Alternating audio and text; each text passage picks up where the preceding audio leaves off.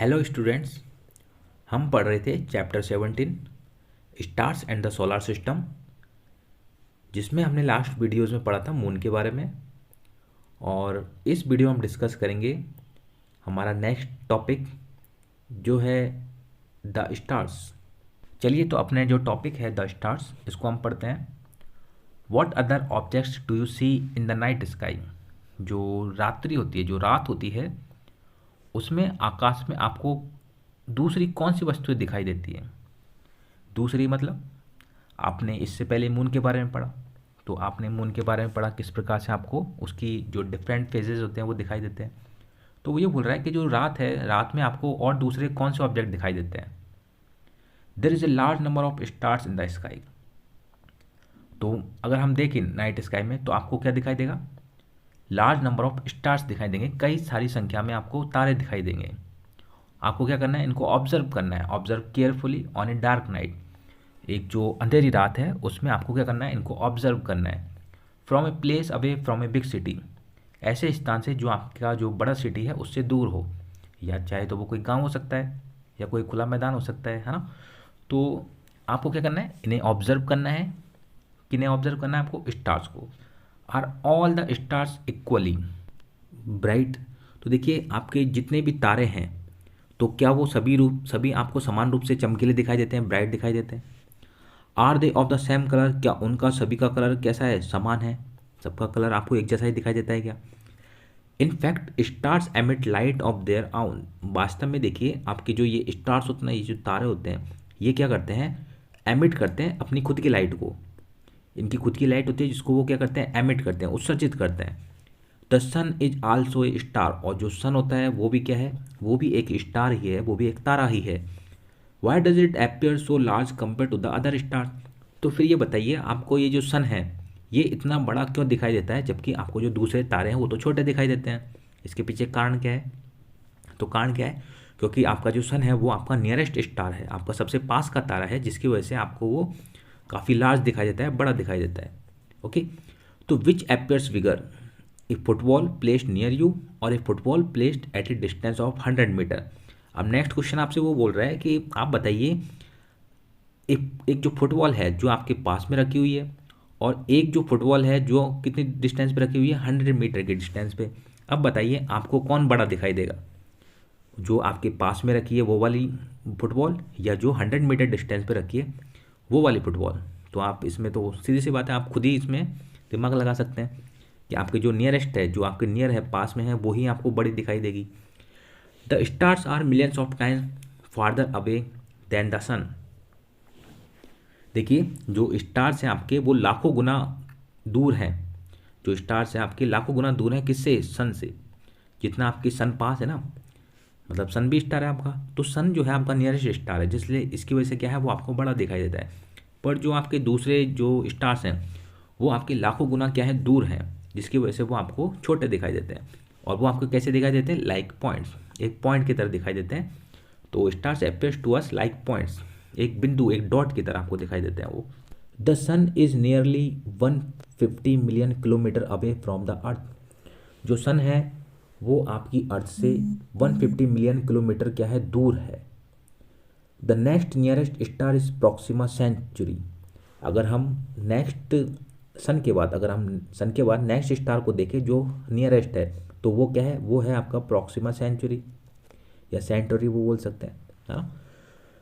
It is at a distance of about, देखिए आपको ये वैल्यू दी हुई है kilometre from the earth.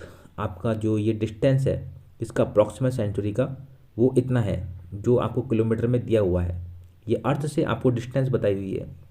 Can you read the distance in kilometre conveniently. क्या आप ये जो डिस्टेंस है इसको किलोमीटर में सुविधा अनुसार आसानी से, मतलब कन्वेंटली बता सकते हैं क्या इसको? नहीं है ना, इतनी सारी जीरोज़ हैं, आप इसको काउंट करेंगे पहले तो कितना मुश्किल होगा ना। तो some stars are even farther away, और कुछ जो स्टार्स हैं वो तो जो आपको ये वैल्यू दी हुई है ना, इससे भी दूर है। हाँ, तो इस प्रकार से आपको ये स्टार्स के जो डिस्टेंस है उसको बताया हुआ है। Such large distance are expressed in another unit. इसलिए क्या करते हैं, देखिए जो ये इस प्रकार की जो लार्ज डिस्टेंस होती हैं उन्हें हम क्या करते हैं? अनदर यूनिट में क्या करते हैं? एक्सप्रेस करते हैं, जैसे आपकी किस में, लाइट ईयर में। किस में करते हैं, लाइट ईयर में। अब ये लाइट ईयर क्या होता है, it is the distance travelled by light year in 1 year. अब जो लाइट ईयर होता है वो आपका डिस्टेंस होता है, जो लाइट होती है वो 1 साल में ट्रेवल करती है। जो लाइट होगी वो 1 साल में कितनी डिस्टेंस को वो ट्रेवल कर रही है, वही क्या होती है, एक लाइट ईयर होता है। Remember that the speed of light is about 3 lakh kilometre पर सेकेंड। देखिए जो आपकी लाइट है उसकी स्पीड कितनी होती है, 3 लाख किलोमीटर पर सेकेंड की उसकी स्पीड आपको बताई हुई है। ये किसकी स्पीड बताई है, लाइट की speed. Thus the distance of the sun from the earth may be said to be about 8 light minutes. अब देखिए इस प्रकार से अगर हम सन की जो डिस्टेंस देखें अर्थ से, तो वो कितनी है, 8 लाइट मिनट है।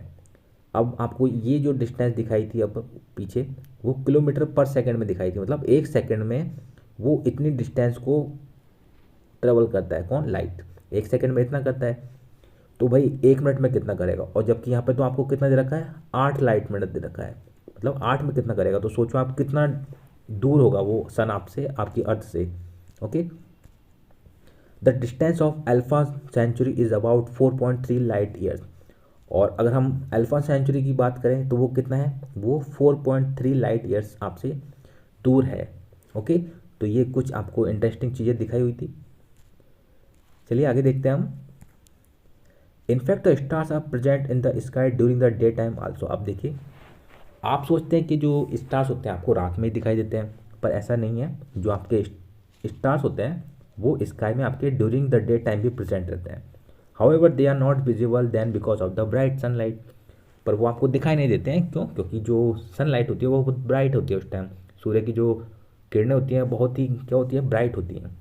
Observe some prominent star or a group of stars in the sky for about 2 hours or more. अब देखिए आप क्या कीजिए, ऑब्जर्व कीजिए कुछ प्रमुख प्रोमिनेंट स्टार्स को या फिर ग्रुप ऑफ स्टार्स को स्काई में 2 या 2 से ज़्यादा घंटे के लिए। व्हाट डू यू फाइंड, आपको क्या देखने को मिलेगा। Do you find any change in the position of stars in the sky. क्या आपको कुछ पोजिशन जो है उनकी चेंज देखने को मिलेगी, जो स्टार्स हैं उनकी पोजिशन आपको चेंज होती हुई दिखाई दे रही हैं क्या, जब आप ऑब्जर्व करेंगे। You will find that the stars appear to move from east to west.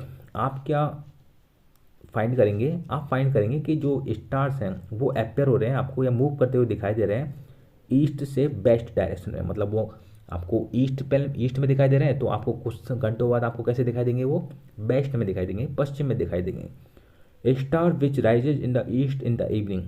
अब मान लीजिए आपको कोई स्टार है जो राइज हो रहा है, कब, ईस्ट में राइज हो रहा है, इन द इवनिंग में, शाम को वो ईस्ट में राइज हो रहा है। Set in the best in the early morning, और वो सेट हो जाएगा, वो आपका छुप जाएगा कब, पश्चिम में छुप जाएगा, कब, जब अर्ली मॉर्निंग होगी, जब मॉर्निंग होगा, जब सुबह होगी आपकी, तो वो आपको कहाँ पे दिखाई देगा, अस्त होते हुए वेस्ट में दिखाई देगा। Why do stars appear to move from east to west. अब देखिए ये जो स्टार हैं आपको ये ईस्ट से वेस्ट में आपको इस प्रकार से छुपते हुए क्यों दिखाई दे रहे हैं। लेट अस फाइंड आउट, या मूव करते हुए क्यों दिखाई दे रहे हैं। तो चलिए हम इसको फाइंड आउट करते हैं। आपको एक एक्टिविटी दिखाई हुई है, एक्टिविटी 17.4। तो इसको हम पढ़ते हैं, छोटी सी एक्टिविटी है। आपको क्या करना है, stand in the centre of a big room. आपको एक जो बड़ा रूम है उसके सेंटर में खड़ा हो जाना है, एंड स्टार्ट रोटेटिंग। और आपको क्या करना है, रोटेट करना है, घूमना है। आपको क्या करना है, रोटेट करना है। In which direction will the objects in the room appear to move. आप देखिए जब आप घूम रहे होंगे तो आपको जो रूम के जो ऑब्जेक्ट हैं वो आपको किस डायरेक्शन में मूव करते हुए दिखाई देंगे। Do you see them moving in the direction opposite to your motion. क्या आपको जो ऑब्जेक्ट है आपके रूम के, वो आपको आपकी जो मोशन है उसके अपोजिट डायरेक्शन में मूव करते हुए दिखाई दे रहे हैं क्या। मतलब मान लीजिए आप ईस्ट टू वेस्ट घूम रहे हैं तो वो आपको वेस्ट टू ईस्ट दिखाई दे रहे हैं क्या। ओके, तो अपोजिट डायरेक्शन में आपको दिखाई दे रहे हैं क्या। पहली रिकॉल, पहली क्या याद करते देखिए, that when she is in a moving train in the nearby trees and buildings appear to move in the backward direction. पहले याद करती है कि जब वो ट्रेन में होती है ना, जब वो ट्रेन में मूव कर रही होती है तो क्या देखती है कि जो पेड़ होते हैं पास के वो क्या, और जो बिल्डिंग होती है उसको कैसे दिखाई देती है, मूव करती हुई दिखाई देती है पीछे की तरफ, बैकवर्ड डायरेक्शन। मान लीजिए ट्रेन आगे की तरफ जा रही है तो जो ट्रीज हैं और जो बिल्डिंग्स है वो उसको पीछे की तरफ दिखाई जाती हुई दिखाई देती है। If the stars appear to move from east to west, अब मान लीजिए ये जो स्टार है वो ईस्ट से वेस्ट की तरफ मूव कर रहे हैं, would it mean that the earth rotates from west to east, तो इसका मतलब तो ये हो सकता है क्या कि जो अर्थ है वो आपके वेस्ट से ईस्ट की तरफ घूम रही हो, ऐसा ऐसा हो सकता है क्या? क्योंकि आपके जो स्टार है आपको वो कैसे दिखाई दे रहे हैं, पहले ईस्ट में, तो फिर वो आपको बाद में जब मॉर्निंग हो जाती है तो वो आपको वेस्ट में दिखाई देते हैं। तो ये आपको इसके पीछे कारण क्या सोच रहा है वो, कि जो अर्थ है हो सकता है वो वेस्ट से ईस्ट की तरफ घूम रही हो, और एक्चुअल में ऐसा होता भी है। जो आपकी अर्थ होती है उसका अगर हम रोटेशन देखें तो वो कैसे मूव करती है आपकी, वो वेस्ट से ईस्ट की तरफ। देखिए अब ये जो बूझो है ये क्या सोच रहा है कि now I understand why the sun appears to rise in the east and set in the west as the earth rotates from west to east on its axis. ये बोल रहा है कि अब मेरे समझ में आया कि जो सन होता है वो ईस्ट में क्या होता है, वो राइज होता है, और जो वेस्ट होता है उसमें क्या हो जाता है, वो छुप जाता है, उसमें सेट हो जाता है ना, वेस्ट में। तो ऐसा क्यों होता है? ऐसा होता है क्योंकि जो अर्थ है वो वेस्ट से ईस्ट की ओर अपने एक्सिस पे क्या कर रही है, घूर्णन कर रही है, रोटेट कर रही है। ओके, तो इसके पीछे इसको कारण समझ में आ गया। अब चलते देखिए आगे कि जो पहली है इसके दिमाग में कुछ बातें चल रही हैं, तो इसको भी हम पढ़ लेते हैं कि my grand father told me that there is one star in the sky which does not move at all, how is it possible. उसके दिमाग में एक बात यह है कि उसके जो दादाजी हैं उन्होंने उसको ये बताया कि जो एक स्टार होता है, मतलब एक ऐसा स्टार है, one star in the sky, जो क्या है मूव भी नहीं करता है, जबकि आपको जो और स्टार है वो ईस्ट से वेस्ट की तरफ मूव होते हुए दिखाई दे रहे हैं, पर जो एक स्टार है वो आपका मूव होता हुआ ही नहीं दिखता है। तो हाउ इज़ इट पॉसिबल, तो यह कैसे संभव है? तो देखिए इसको समझने के लिए हम करेंगे एक एक्टिविटी 17.5। तो इसको पढ़ते हैं। देखिए एक्टिविटी में आपको क्या करना है, मैं आपको इसको ऐसे ही समझा देता हूँ। आपको क्या करना है, एक अम्ब्रेला लेना है। आपको क्या लेना है, एक छाता लेना है, जिस प्रकार से आपको ये फिगर में दिखाया हुआ है आप देख सकते हैं। आपको क्या करना है, आपको इसको खोलना है अम्ब्रेला को, और आपको 10 से 15 जो स्टार्स हैं वो आपको ये पेपर के बनाने हैं, छोटे छोटे स्टार आपको दिख रहे हैं ना, क्या बनाने हैं, वाइट पेपर के बनाने हैं आपको। और आपको क्या करना है, ये जो इसके ये आपको दिख रहे हैं ना, ये वायर्स ये जो आपको दिख रहे हैं, ये आपको वायर दिख रहे हैं, इनका जो एंड है ना, उन पे आपको क्या कर देना है, उन पे आपको चिपका देना है। इनको हम क्या बोल सकते हैं, स्पॉक बोल सकते हैं ये तारों को हम, और इनके एंड पे हमने ये स्टार्स को चिपका दिया है। ओके, तो अब क्या करेंगे, और जो बीच वाला है, एक ये जो बीच वाला आपको दिख रहा है ना, ये वाला, इस पर हमने एक स्टार को क्या किया, सेंटर में लगा दिया, एक सेंटर में चिपका दिया, और सारे हमने क्या किया, इस प्रकार से ये कॉर्नर्स पे चिपका दिए। अब आप क्या करेंगे, इसको आप घुमाएंगे, रोटेट करेंगे, इस अम्ब्रेला को क्या करेंगे आप, रोटेट करेंगे। अब आपको जो और स्टार है वो तो घूमते हुए दिखाई देंगे, हाँ, मतलब मूव होते हुए दिखाई देंगे, पर जो सेंटर का है वो आपको मूव होते हुए दिखाई नहीं देगा। तो ऐसा क्यों? हाँ देखिए आपको यहाँ पे लिखा भी हुआ है, आप पढ़ सकते हैं। Now rotate the umbrella by holding its centre rod in your hand. जो सेंटर की जो रॉड है, जो सेंट्रल जो रॉड है, इसको आपको पकड़े रखना है और फिर आपको मूव करना है। आपको जब ऑब्जर्व करेंगे जब स्टार्स को, तो आप क्या देखेंगे, जो और स्टार हैं वो आपको मूव होते हुए दिखाई दे रहे हैं, पर जो आपका जो सेंटर में है वो आपको क्या है, वो मूव होता हुआ दिखाई नहीं दे रहा है। ऐसा क्यों? इसका मतलब तो ये हुआ, if there were a star located where axis of rotation, मतलब जो एक्सिस ऑफ जो रोटेशन है उस पर जो स्टार है of the earth meets the sky, could this star also be stationary. इसका मतलब जो एक्सिस पे जो स्टार होता है वो क्या करता है, वो आपका मूव नहीं करता है, मतलब वो स्टेशनरी रहता है, वो एक जगह स्थिर रहता है।